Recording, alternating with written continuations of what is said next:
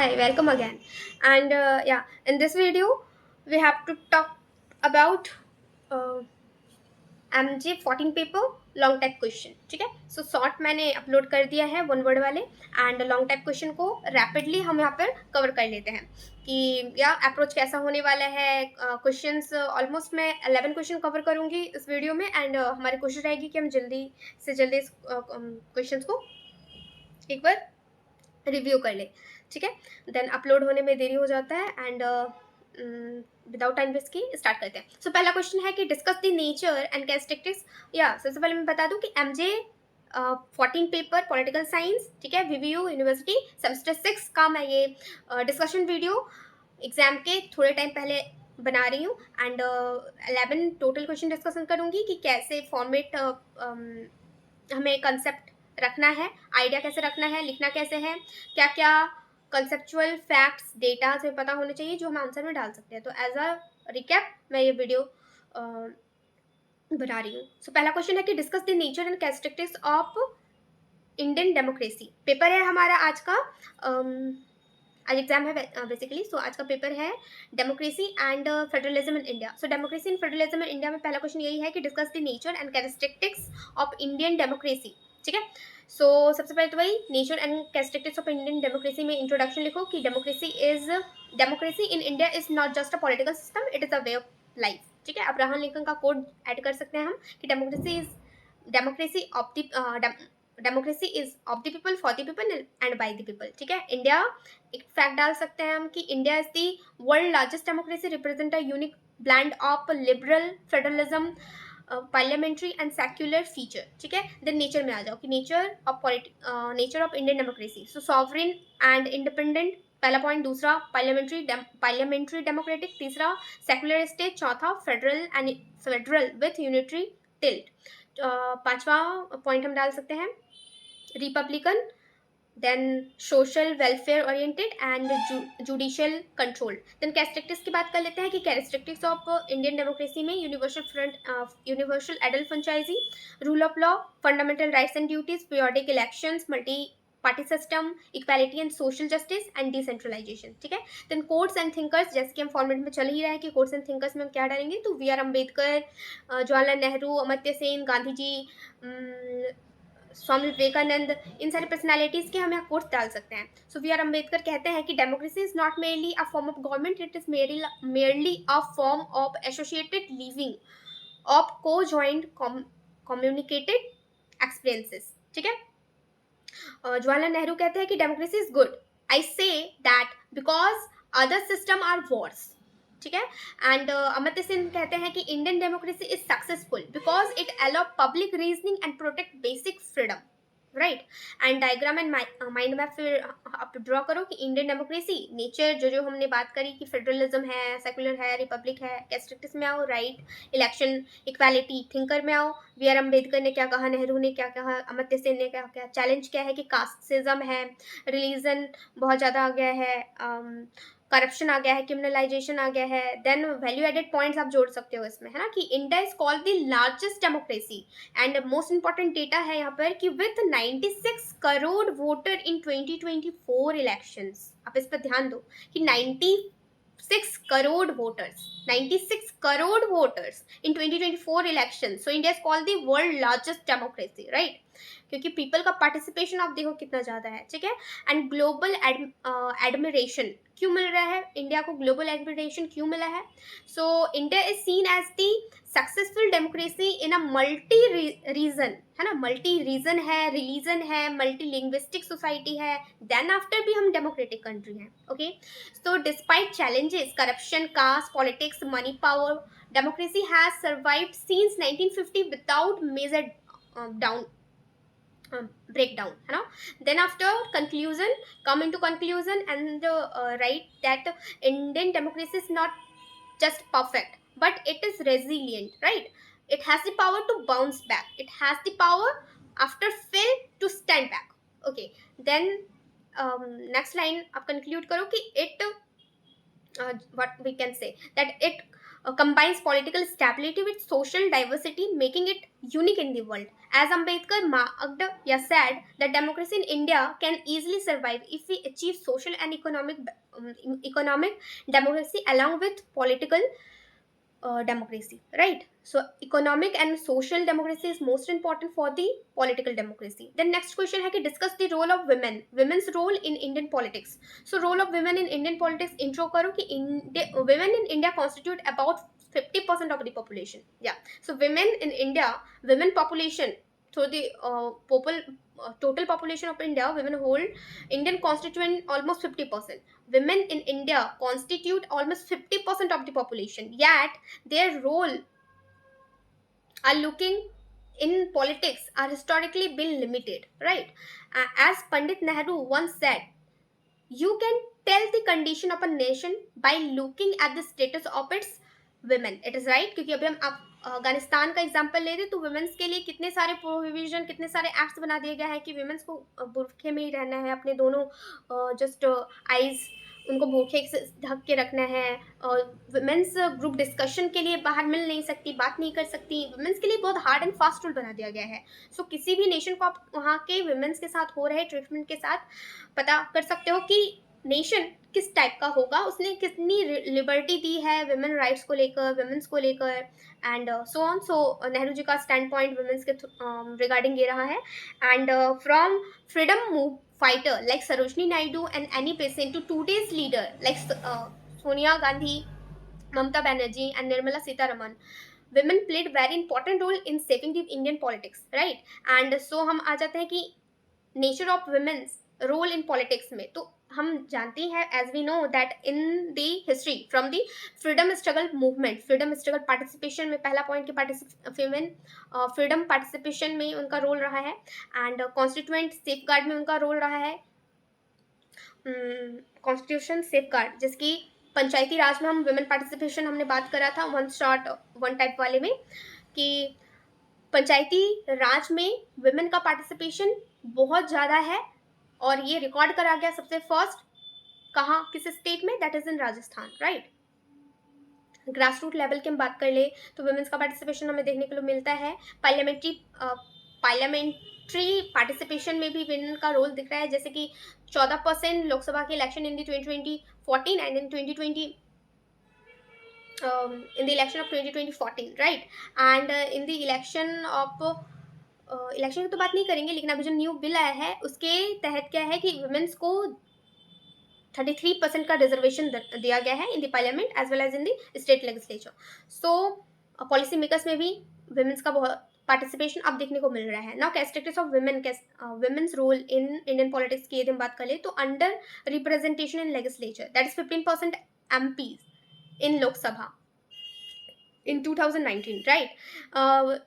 Seats को reserve करा गया है, reserve representation, that is 33% reservation in Panchayati Raj institution, as well as new bill introduce, that is Women Bill 2023, Nari Shakti Vandan Adhiniyam ensured 33% reservation for women's, right, in the state assembly as well as in the parliament. Leadership at national level, so national level पर leadership की यदि हम बात करें तो बहुत सारे personality को देख चुके हैं हिस्ट्री में, जैसे कि Indira Gandhi first women PM and Pratibha Patil first women president, Suchitra Kiplani first women CM. So in this way we can say that the women participation in the Indian history is play a very crucial role. So women's किसी से कम नहीं, right?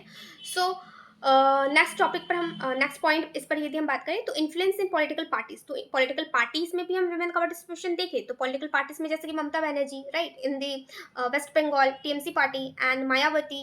So these women's plays a very crucial role in the Indian political parties, right? And quotes and thinkers की यदि हम बात कर ले तो महात्मा गांधी कहते हैं कि to call women the weakest sex is a libel.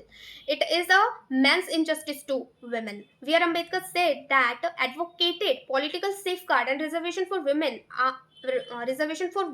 and opposed group.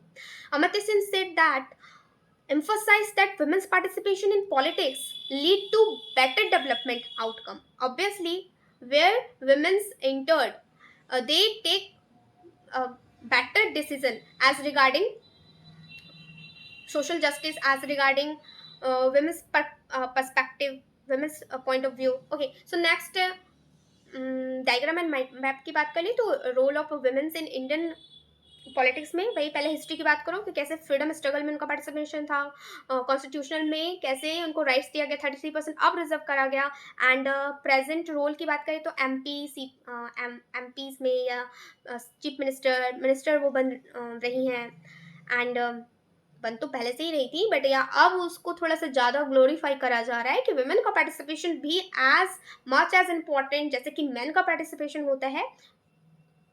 ठीक है, सो फिर चैलेंजेस की बात करूँ कि आज भी पेट्रियार्कल नेचर है कि वुमेन का पार्टिसिपेशन तो हो गया है, वुमेन तो खड़ी हो गई हैं, but in the end as a man उसको लीड कर रहा होता है। चाहे पोस्टर में हम देख ले कि वुमेन नेता या नेत्री खड़ी हुई है, लेकिन इसके बावजूद भी उस फैमिली से मैन का डोमिनेशन ही रहता है कि चेहरा चाहे किसी का भी हो, लीड तो पुरुष समाज ही करेगा या फिर पेट्रियार्कल माइंडसेट ही करेगी, राइट।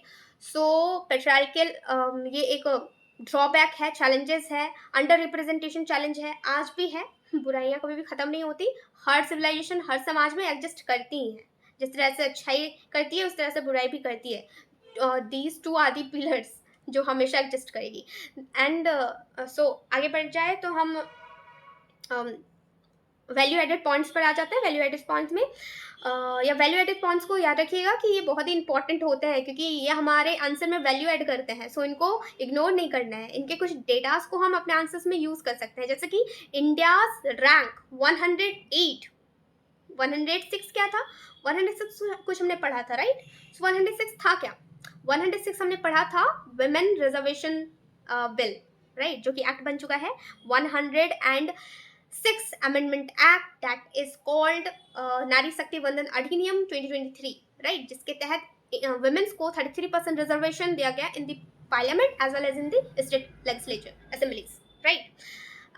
एंड 108 क्या है, so India rank 108 in the global gender gap report 2024, so India get 108 rank in the global gender gap report 2024। global gender gap कितना है इन द ईयर ऑफ 2024 में, इंडिया को 108 seat मिली है इन political empowerment. Okay, 10 lakh plus women participation in the Panchayati Raj, most important fact and data that 10 lakh plus women participation in Panchayati Raj. This called the world largest democracy, world largest number of elected women. Women leaders often focus on social justice, child welfare, and inclusive politics. Challenges remains, that is patriarchy, dynastic politics, lack of financial resources. Lack of financial resources is very negative point है ना, कि जिसके चलते common people का interest भी हो तो वो भी पॉलिटिक्स में अपना पैर ना जमा पाए। यहाँ पर वुमेन्स की सिर्फ बात नहीं हो रही है, एज कॉन्टेक्स्ट ऑफ दी जो भी इंटरेस्ट रखता है पॉलिटिक्स में आने का वो भी नहीं आ सकता, क्योंकि ये एक इशू है, funding issue, that is financial resources. And next stereotype कुछ होता है कि स्टीरियोटाइप का कुछ थिंकिंग होता है कि जेंडर कैसे मेल या फीमेल, मतलब बेसिकली फीमेल कैसे पॉलिटिक्स में, तो this is called the gender stereotype कि फीमेल कैसे पॉलिटिक्स में जा सकते हैं। आपके घर में या मेरे घर में कोई ऐसी बात कर दी जाए कि फीमेल इन द पॉलिटिक्स, सो थोड़ा बहुत बड़ा हो जाता है कि वो जो जाता है वो पॉलिटिक्स तो अलग ही दुनिया होती है, सो कुछ और देख लो, यही फील्ड क्यों जाना है।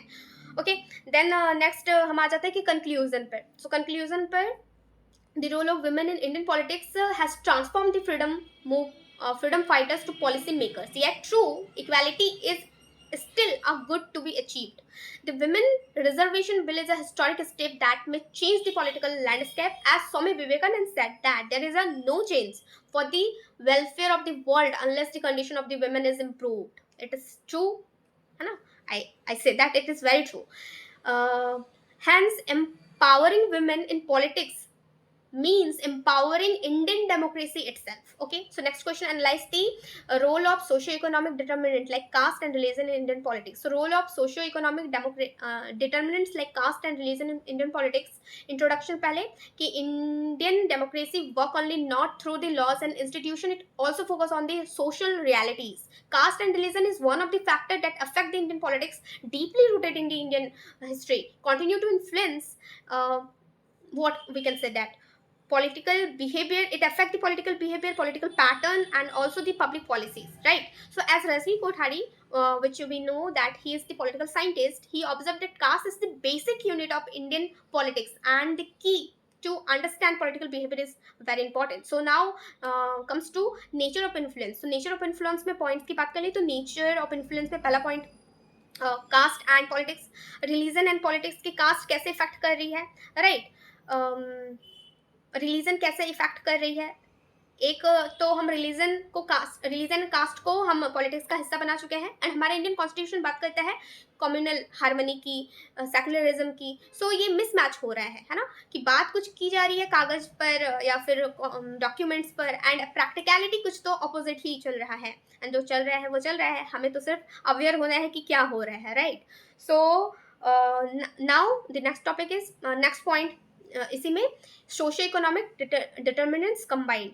सोशो इकोनॉमिक डिटर्मिनेंट्स जैसे कि कास्ट बेसिक बहुत सारे कमीशन भी बन गए हैं, बहुत सारे पॉलिटिक्स में पार्टीज भी आ गई, राइट? जैसे मंडल आयोग हम देख ही चुके हैं, माइनॉरिटीज की बात करता है, ओबीसी के राइट्स की बात करता है, 1980 में अपना रिपोर्ट भी ये पेश करता है. Then characteristics of the role. So vote bank policy हो रही है, policy formulation, political representation, communal tension and social justice movement, right? And courts and thinker की यदि हम बात करें तो कोर्ट्स एंड थिंकर में V R Ambedkar. So V R Ambedkar said कि caste is not just a division of labor, it is a division of laborer, right? And Rajni Kothari said, as he is the Indian he is the political scientist, he said that Indian politics is caste and caste is Indian politics, both are the vice versa, right? And Amartya Sen, next scholar, he said that stressed on reducing social economic inequalities for real democracy. It is most important that if we say that in democracy, then caste and religion are the most present evil of the world, right? And these inequalities have to be drawn out from uh, effective effective processing of democracy. Okay, now next come to diagram and mind map. So वही pattern है कि पहले intro करो, उसके बाद scholars का point लिखो, then आप नेचर कैरेक्टरिस्टिक्स पर आ जाओ, जो भी क्वेश्चन आपसे डिमांड करेगी, देन आप डायग्राम पर आओ, डायग्राम में जितना भी आपने अभी तक करा उसको एक स्केच बनाना है, राइट? स्क्रैच नहीं, जीरो से नहीं, स्केच बनाना है. Okay, so socio economic determinants in Indian democracy. पहले तो कास्ट की रिजर्वेशन, पार्टीज एंड मोबिलाइजेशन कैसे अफेक्ट कर रहा है, रिलीजन में वोट बैंक, कम्युनलिज्म कैसे अफेक्ट कर रहा है, कंबाइंड इफेक्ट की बात कर ले तो पॉलिसीज, मूवमेंट्स, इनइक्वालिटी कैसे अफेक्ट कर रही है, आउटकम में सोशल इनजस्टिस एंड पोलैरिटी कैसे आ रही है, and most value added points में 2019 Lok Sabha election showed caste alliances shaping result in many states like Bihar and UP specifically, है ना? Sachar committee, this is a new committee, Sachar committee, that gives a report in the year 2006. ठीक है, Sachar committee report 2006 said that revealed socio-economic backwardness of Muslim influencing party debates. Okay, Mandal Commission, as we know, 1990s या 1980s, OBC reservation, secular democracy. Okay, conclude करो कि caste and religion act as double-ended sword, right? Double-ended तलवार की तरह है in Indian democracy, while they provide representation to marginalized group and ensure social justice. They also and sometimes we can say that it encourages vote banks politics as well as communalism. Okay, future of democracy lies in the reducing socio-economic inequalities and ensuring that citizen vote as individual and just not a member of caste and religion group. It is very important that person should not be the very promoting the caste and the religion. This is just backing the our main roots of the preamble, right? So Ambedkar said that political democracy cannot last unless there lies at the base of its social democracy. Now next question, is Indian democracy influenced by casteism and religion? So इस पर बात करने के लिए तो बहुत कुछ हो सकता है कि या Indian politics is basically about the casteism and the religion. जैसे कि आज के वर्ल्ड में हम देखने को मिल रहा है, पॉलिटिकल पार्टीज हो या फिर बीजेपी हो जाए, जो कि जिसका राइज पॉइंट ही रहा है communalism, right? Communalism means say that कि राम जन्मभूमि या फिर मस्जिद डिबेट, राइट? इसी से इसका स्टार्टिंग पॉइंट रहा है। एंड ये तो मैच ही नहीं कर रहा है ना, कॉन्स्टिट्यूशन को, प्रियम्बल को मैच ही नहीं कर रहा है। जितनी सारी हम पार्टीज देख ले, रीजनल लेवल पर जितनी पार्टीज है, झारखंड की जेएमएम हो या फिर बिहार का आरजेडी हो, ये रीजनल बेसिक पर, कास्ट बेसिक पर, झारखंड की नहीं लेकिन या बहुजन समाज वाली पार्टी, देन आरजेडी, ये सब कास्ट बेस्ड पार्टीज हैं। सो ये क्या कर रही है? कास्टिज्म को ही तो प्रमोट कर रही है, वोट बैंक की तो राजनीति चला रही है। सो दिस इज जो हो रहा है सो हो रहा है, मेरा काम है आपको बताना, आपको अवेयर करना, ताकि हम अपने क्वेश्चन को फ्रेम कर सके। सो क्वेश्चन को फ्रेम कैसे करेंगे? Is Indian democracy influenced by casteism and religion? So या इंट्रोड्यूस करो, Indian democracy is based on the principle of equality, है ना, based on the principle of equality, secularism and so universal participation, yet in practice caste and religion play a diverse role in shaping electoral behavior, political mobilization and political decision. As Rajni Kothari observed, caste is the central determinant of political party and Indian politics is caste. Influence of casteism in Indian politics में electoral politics में effect करता है, जैसे कि BSP Bahujan Samaj party, दलित centric parties है, Bihar UP की जो भी इलेक्शन होती है वो बेसिकली कास्ट बेस्ड होती है, यादव दलित कुर्मी वोट्स पर बेसिकली होती है।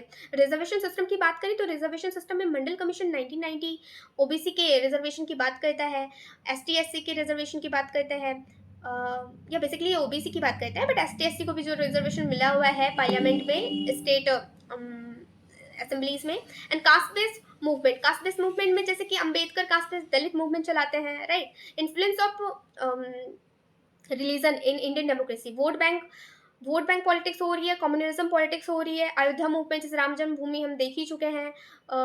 Then constitutional secularism versus practice में क्या हो रहा है, कॉन्स्टिट्यूशन हमारा क्या कह रहा है। देन एग्जाम्पल में आप आ जाओ कि 2019 Lok Sabha election, BJP consolidate Hindu vote, basically Hindu votes को ही कलेक्ट करती है, वोट क्या कहते हैं उसे कि वोट बैंक की राजनीति, राइट? सो या वोट बैंक की राजनीति। देन कोर्ट्स में आ जाओ कि अंबेडकर कहते हैं कि caste is anti national, it brings about separation in social life. Courts क्यों इंपॉर्टेंट होता है पॉलिटिकल साइंस में? कोर्ट्स को मेंशन करना इंपॉर्टेंट इसलिए है क्योंकि स्कॉलर्स के थ्रू उनका पर्सपेक्टिव क्या है, पॉइंट ऑफ व्यू क्या है, राइट? रजनी कोठारी कहते हैं कि caste provide the basis for political organisation in India, and Mahatma Gandhi says कि religion is a matter of the heart not politics. Okay, so Indian democracy, फिर से डायग्राम में आओ आप कि caste influence, reservation, votes bank, alliances and religion influence में caste influence and religion influence. So vote bank, communal pluralism and secularism. Value added points में आ जाओ तो India is the world largest democracy, जैसे कि मैं बात कर चुकी हूँ। 96 crore voters participated in the 2024 election despite caste gender influence. Peaceful power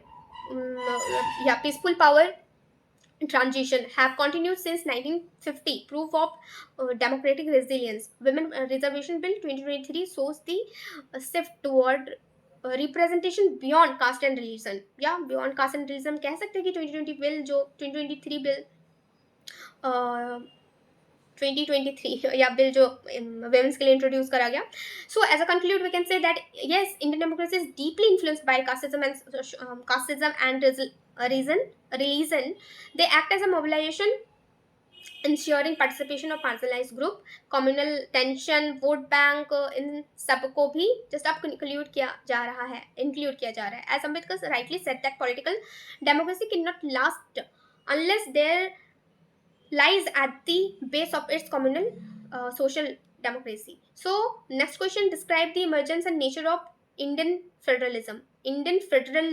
right? So emergence and nature of Indian federalism. Indian federalism, what? Federalism refers to the political system where power is divided equally between the state and the center, right? So Austin said that Indian constitution is the federal constitution with a strong central decline. And emergence of Indian federalism, historical background कि India of government of India 1935 से start हुआ federal ideas की बात. Constituent assembly में debates होना start हो गया, right? Ambedkar said कि India is a union because it is indestructible. And constitutional provision 1950 में बात हुई part 11 of the constitution. And schedule 7 list की बात करता है, state union and concurrent list की. Evolution over time time evolute होता चला गया. अभी कोऑपरेटिव फेडरलिज्म पर ज़्यादा फोकस किया जा रहा है, जैसे GST council, NITI Aayog, right?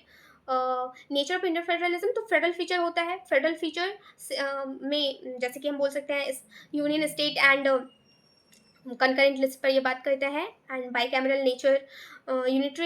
Unitary feature की बात करें तो यूनिटरी टिल ज़्यादा है ना, इमरजेंसी हो या फिर रेसिडुअल पावर हो, इसमें स्ट्रांगनेस सेंटर की ज़्यादा दिखती है. सिंगल सिटीजनशिप या फिर हम सिंगल कॉन्स्टिट्यूशन की बात करें, यूनिटरी टिल्ट है.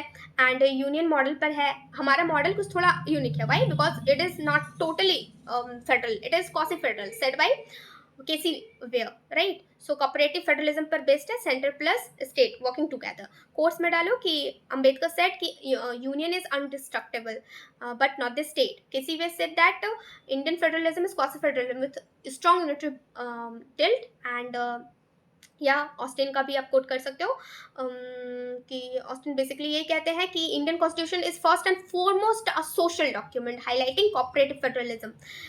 डायग्राम में ये कर सकते हो कि इंडियन फेडरलिज्म इमरजेंसी की बात करता है, सॉरी इमरजेंसी नहीं, इमरजेंस, कि कैसे इमरजेंस हुआ as the act of 1935. Indian government India government of India 1935. Nature में फेडरल, यूनिटरी टिल्ट, फेडरल है, यूनिटरी टिल्ट है, मिक्स है, क्वासी फेडरल है. And evolution, right? So evolution में from centre to. Then value added points में आ जाओ कि नीति आयोग 2015 कैसे कोऑपरेटिव फेडरलिज्म है. GST council 2017. आर्टिकल 365 जो कि मिसयूज ऑफ प्रेसिडेंट रूल की बात करता है, इसमें भी यूनिटरी टिल्ट हमें देखने को मिलता है. सो एग्जाम्पल, और इसमें हम एग्जाम्पल दे सकते हैं कि या कंक्लूड कर सकते हैं इसको एज अ लास्ट कि इंडियन फेडरलिज्म यूनिक एक्सपेरिमेंट तो है बट या बहुत ज़्यादा मिसयूज भी करा जाता है. And Ambedkar says that strong central power was necessary to maintain unity, but over time greatest decentralization has strengthened democracy, right? So next question discusses center state relation in context of emergency power. So emergency power, state center relation in the context of emergency power. पहले introduce करो आप कि Indian constitution establish a federal structure with unitary bias. K C Wheare कहते हैं कि या quasi federal है. And emergency power की बात आर्टिकल 352 से 360 में है, part 18 in the Indian constitution, right? Types of emergency and their effect on centre state relation. So national emergency article 352, state emergency article 356. And state emergency Punjab में and Kashmir में लगाया है ना. कश्मीर में 1990 से 1996 एंड 2018 में लगा था. एंड पंजाब की यदि हम बात करें सबसे ज़्यादा टाइम तक लगा है तो पंजाब और कश्मीर ही है. पंजाब में 1987 से 1992, ठीक है, 1987. ये डेट्स फैक्ट वाले डेट बहुत इंपॉर्टेंट होता है, तो आप याद रखो इसको कि 1987 से 1992 in the Punjab, and in Kashmir 1990 to 1996 and also in 2018. Okay, and financial emergency जो कि अभी तक तो नहीं लगा है. एंड नेशनल इमरजेंसी हम जानते हैं कि उसमें आपके जो बेसिक राइट्स होते हैं एज पर आर्टिकल 19, ठीक है, वो सस्पेंड हो सकता है रिजनेबल रिस्ट्रिक्शन के साथ. Okay, then nature of emergency powers, emergency power in central state relations, इसको आप डिफाइन करो. देन कोर्स करो कि केसी वेयर कहते हैं कि Indian constitution is quasi federal. And Austin कि Indian federalism cooperative but strong unitary tilt. V.R. Ambedkar says emergency power are meant to be used in exceptional circumstances, not a normal tool for governance. And वही फिर diagram कि national state and financial value added point में SR Bommai case में इसको clarify करा गया कि बहुत ज़्यादा मिसयूज करा जा रहा है आर्टिकल 356 का। So it should be judicial review, यहाँ पर जुडिशियल रिव्यू होना चाहिए, ठीक है। एंड कंक्लूड करो कि सेफगार्ड की तरह यूज होना चाहिए, यूज हो बेसिकली इमरजेंसी पावर, नॉट कि कुछ भी डिस्टर्बेंस इंटरनली हुआ और हम इमरजेंसी लगा दिए। सो ये इंदिरा गांधी के पीरियड में देखा गया ऐसा। And so after next question, discuss the centre state relation in the context of financial power, right, in the context of financial power. अभी हम इमरजेंसी पावर की बात करा, अब हम फाइनेंशियल पावर की बात करेंगे कि centre state relation in the context of financial power. So financial power in a federal system, financial power are the important as legislative as the administration, ठीक है। and nature of financial relation, so taxation power, revenue power, finance commission as per article 280, as per Indian constitution article 280 says about financial power. GST council, state center tension in financial relation, that basically focus on emergency powers, discussions, debates and dependency, right? So courts and thinkers, courts and thinkers को फिर से coat करो कि centre में अंबेडकर कहते हैं कि centre in the centre must overriding financial power for the unity and stability of India. किसी वजह से वही फिर से वही बात कि कौन से फेडरल की बात करते हैं। देन डायग्राम आप शो करो and distribution, financial commission, GST council and या नाउ वैल्यू एडेड पॉइंट्स में आप कमीशन की बात डालो। जैसे मैंने वन वर्ड वाले वीडियो में ये शूट करा था कि 16th फाइनेंशियल कमीशन, आप इसको एक बार क्लियर कर लेना कि अभी 14th फाइनेंशियल कमीशन है, 15th है या 16th है। आई एम श्योर कि अभी 16th फाइनेंशियल कमीशन चल रही है, बट इसको आप एक बार क्लियर कर लेना, ठीक है। मैं थोड़ा सा कंफ्यूज कर रही हूँ कि अभी 15 चल रहा है या 16 चल रहा है, बट मैं वैसे पढ़ा चुकी हूँ अपने लेक्चर में कि 16 फाइनेंशियल कमीशन, जिसके head Arvind Panagariya, right, and 5 year के लिए होता है। सो इस चीज़ को कंक्लूड कर लेना अच्छे से कि फाइनेंशियल कमीशन अभी प्रेजेंटली कौन सा चल रहा है, 15 चल रहा है कि 16 चल रहा है, ठीक है। देन कोऑपरेटिव, देन आफ्टर आप कंक्लूड करो एंड या फिर नेक्स्ट क्वेश्चन है critically examine the main recommendation of Sarkaria आयोग। तो सरकारिया कमीशन के बारे में हम बहुत कुछ बात कर चुके हैं कि 1983 में आया, 88 तक रहा। जस्टिस RS सरकारिया के थ्रू स्टेट सेंटर की बात करता है। टोटल रिकमेंडेशन 247 ये देता है। Balance between national integrity, right, legislature की बात करता है, आर्टिकल 356 की बात करता है। एडमिनिस्ट्रेशन में ऑल इंडिया सर्विसेज की बात करता है, IAS IPS IFS के लिए। फिर ये नीति आयोग की बात करता है फाइनेंशियल सेक्टर में। एंड गवर्नेंस की बात करता है कि कैसे गवर्नर, बेसिकली गवर्नर है ना, नॉट गवर्नेंस, गवर्नर कैसे इमरजेंसी के पीरियड में उसका रोल ज़्यादा इंपॉर्टेंट होता है स्टेट में। And inter governmental mechanism, then emergency provision, इन सब की बात करता है। क्रिटिकली एग्जामिन करें तो क्रिटिकली में पॉजिटिव साइड आपको उसका बताओ कि कोऑपरेटिव तो आइडिया देता है वो, लेकिन लिमिटेशन में क्या है कि सेंटर का डोमिनेशन बहुत ज़्यादा लैक कर दिया जाता है, रीजनल को थोड़ा ज़्यादा दिया जाता है। एंड या Indian federalism is a more negotiating between caste and state then a rigid division of power, ठीक है। देन वही डायग्राम बनाओ सरकारी कमीशन की, legislative, administrative, financial, governor. So मैं इस चीज़ को क्लियर कर देती हूँ कि कौन सा फाइनेंशियल कमीशन चल रहा है। So in the last of the video बने रहिएगा, मैं आपको क्लियर कर दूंगी कि अभी कौन सा फाइनेंशियल कमीशन चल रहा है। देखिए ये सब क्वेश्चन बहुत इंपॉर्टेंट होते हैं। क्यों इंपॉर्टेंट होता है? क्योंकि एज अ पॉलिटिकल स्टूडेंट हमें ये सारा अवेयर होना जरूरी होता है कि अभी कंट्री में कौन सा फाइनेंशियल ईयर चल रहा है, उसके हेड कौन है, कितने टाइम तक, कितने टेन्योर तक ये चलता है, राइट। सो धीरे धीरे करके आप अपने ईटों को मजबूत करते जाओ, ताकि आगे जाके जब अपने मास्टर्स पर आप जाओगे तो आपको इन सारी बेसिक नॉलेज पर पकड़ आपकी अच्छी रहेगी, आप अपना आंसर राइटिंग अच्छा कर पाओगे। एंड या as a political science student आप एज अ पॉलिटिकल स्कॉलर आगे जाके उभर पाओगे। सो मेरी यही कोशिश है कि मैं खुद के साथ आपको भी as a collectively political culture just political awareness create करते चलूँ। सो कंक्लूड करो आप इसको फिर से कि सरकारिया कमीशन लैंडमार्क रोल इसने स्टेट सेंटर के रिगार्डिंग प्ले करा, और उसके बाद जो इसकी सक्सेसर कमेटी थी वो पुंची कमेटी 2007 में वो अपना रिपोर्ट देती है। And then after value addition में यही 1983 में अपॉइंट 1988 में सबमिट करती है रिपोर्ट जस्टिस RS सरकारिया, इसमें हम बात कर चुके हैं right. And evaluate the next question, evaluate the emergency of regional parties in India and there impact. So regional party की बहुत बात हम कर चुके हैं कि 1967 से रीजनल पार्टी का राइज होता है कांग्रेस के बाद से, ठीक है। एंड रीजनल पार्टी वही लोकल एस्पिरेशन को ज़्यादा सपोर्ट करेगी, इथेनिसिटी को, इथेनिसिटी, कास्ट, जेंडर, रिलीजन या जेंडर रिलीजन यहाँ नहीं आएगा, इस कॉन्टेक्स्ट में हम नहीं बोल सकते हैं।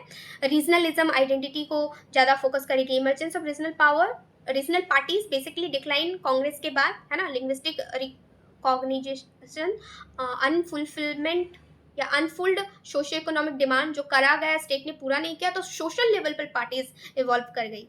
एंड या कास्ट रिलीजन तो होता है, कॉलिजन आ चुका है। एग्जाम्पल आप कुछ दे दो कि DMK हम जान ही चुके हैं, DMK तमिलनाडु की रीजनल पार्टी है। शिवसेना महाराष्ट्र की आइडेंटिटी बेस्ड मराठी पार्टी है। And Akali Dal that is from Punjab. सो ये जो मैं कुछ बता रही हूँ ना इसको बहुत अच्छे से सुनिएगा, क्योंकि वन वर्ड के क्वेश्चन में आ जाते हैं और एग्जाम में जाके हमारा दिमाग हो जाता है ब्लैंक, एज पर मेरा भी होता है। सो अच्छे से सुनिए कि DMK तमिलनाडु की पार्टी रीजनल पार्टी है, शिवसेना महाराष्ट्र की है, अकाली दल पंजाब की है। एंड जितने भी RJD, TMC, RJD, Trinamool Congress, राष्ट्रीय जनता दल या बहुजन समाज वाली पार्टी या फिर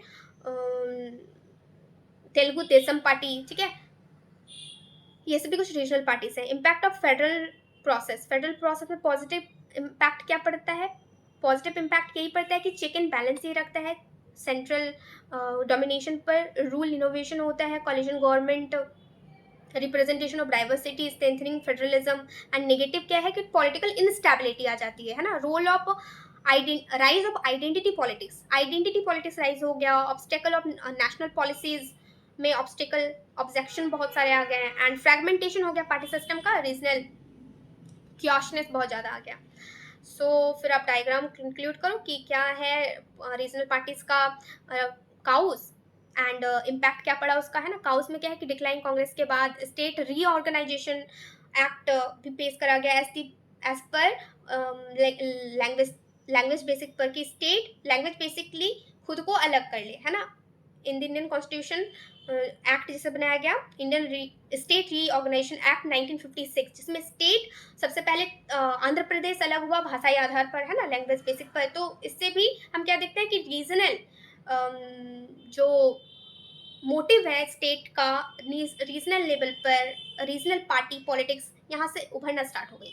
okay, so ethnicity, caste factors and impact में वही बात करो कि स्ट्रेंथन फेडरलिज्म को कैसे किया है, coalition politics, participation of federalism, representation of diversity, policy evolution, innovation and stability, fragmentation. Then conclude करो, क्लोजिंग लाइन डालो कि रीजनल पार्टीज कैसे चैलेंजिंग है इंडियन फेडरलिज्म के लिए। एंड वैल्यू एडेड पॉइंट में पहला मेजर बैकग्राउंड 1967 में हुआ जनरल इलेक्शन में कांग्रेस के बाद, है ना। एंड 1989 से हम टोटल देख रहे हैं कि एरा ही स्टार्ट हो गया किस चीज़ का। सो कॉलिजन गवर्नमेंट का एरा ही स्टार्ट हो गया, जनता दल, जनता party, NDA, UPA, Janata Dal का, NDA, UPA का, राइट।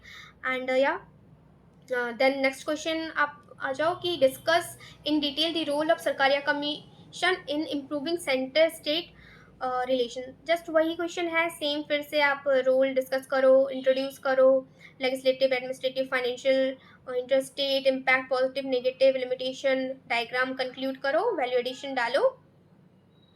एंड या देन नेक्स्ट क्वेश्चन फिर है critically comment critically on the limitation and challenges of India's parliamentary system. So India parliamentary system, पहले तो parliamentary system जो है वो ब्रिटेन से लिया गया है। collective responsibility, accountability and representation की बात करता है। parliamentary democracy means government by discussion, criticism and persuasion.